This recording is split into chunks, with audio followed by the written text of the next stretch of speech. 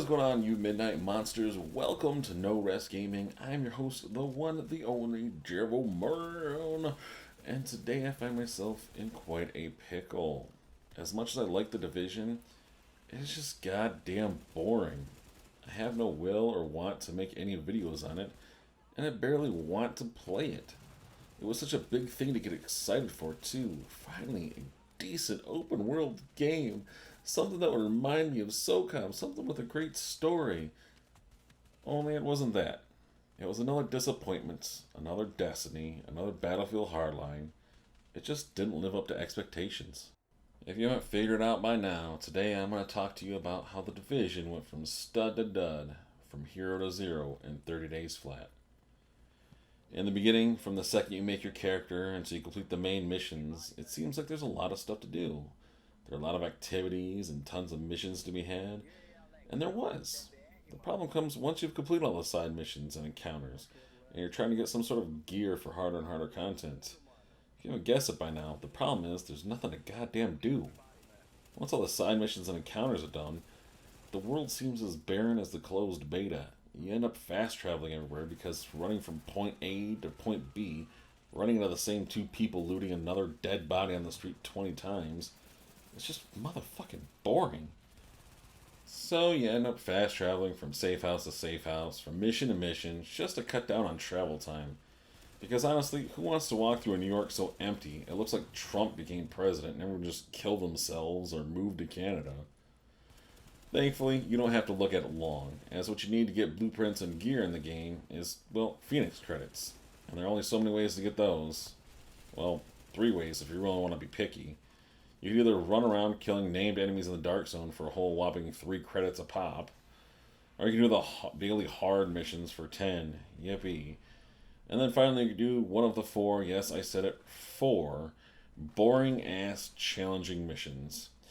I say boring ass missions because, well, they're boring as hell.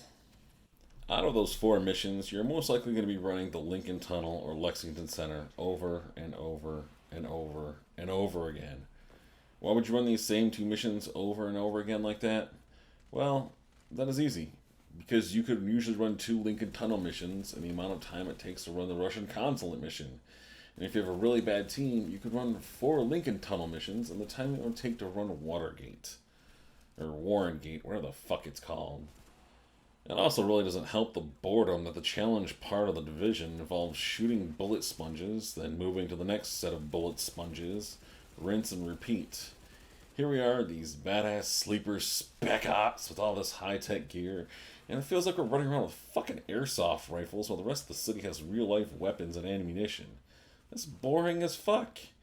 When mobs have over 1 million health points each, it gets really fucking old really fucking fast.